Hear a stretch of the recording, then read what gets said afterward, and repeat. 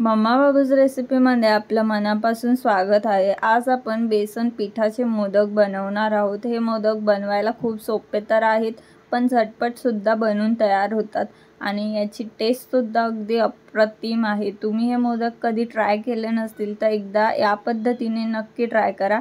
त्यासाठी आपल्याला 1 वाटी बेसन पीठ घ्यायचं आहे आणि थोडासा आपल्याला डाळडा घ्यायचा आहे। तुम्ही याऐवजी तूप सुद्धा घेऊ शकता किंवा ऑइल सुद्धा घेऊ शकता। त्यानंतर आपण डाळड्यामध्ये 1 वाटी बेसन पीठ घेतलेलं ते छान भाजून घेणार आहोत। तर आता इथे आपण बेसन पीठ छान भाजून घेतलेलं आहे।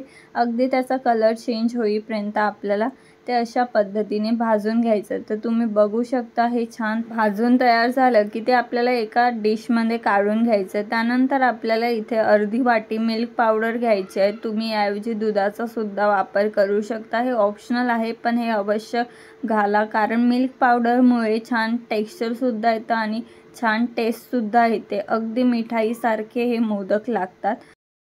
आता या मिल्क पावडरमध्ये आपल्याला थोडंसं दूध घालून याची छान पेस्ट बनवून घ्यायची आहे। जर आपण हे मिल्क पावडर असंच टाकलं तर त्याच्या गुठळ्या राहू शकतात, त्यामुळे आपण त्याची पेस्ट बनवून घेतलेली आहे। आता पुन्हा त्याच कढईमध्ये आपण दूध टाकलेलं आहे।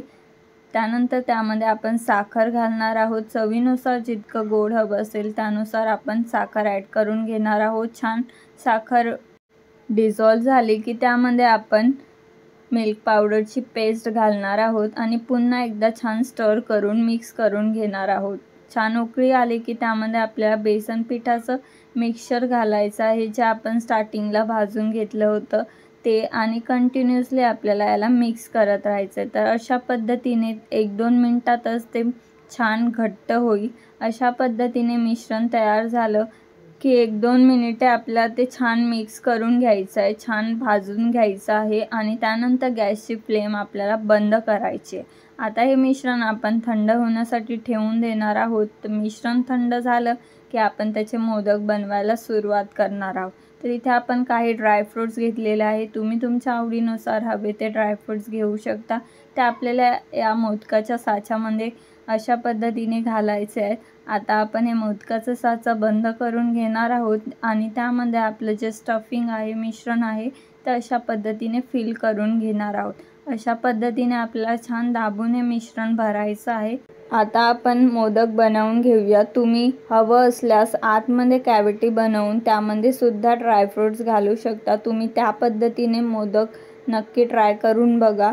तुम्ही हे मोदक कधी ट्राय केले नसतील तर नक्की ट्राय करा, खूप छान लागतात। आता आपला इथे मोदक तयार झालेला आहे। एक्स्ट्राचं जे पीठ आहे ते आपण काढून घेतलेलं आहे आणि आता आपण हा मोदक अलगद हाताने काढून घेणार आहोत। तर तुम्ही बघू शकता खूप छान असे मोदक तयार झालेले आहेत आणि हे मोदक बनवायला जास्त वेळ सुद्धा लागत नाही आणि खायला सुद्धा छान लागतात। तुम्ही सुद्धा हे मोदक नक्की ट्राय करा आणि बाप्पाला सुद्धा हे मोदक नक्की करून द्या। तर व्हिडिओ हेल्पफुल वाटला असेल तर व्हिडिओला लाईक करा, शेअर करा, सबस्क्राईब करायला विसरू नका। व्हिडिओ पूर्ण शेवटपर्यंत बघितल्याबद्दल धन्यवाद।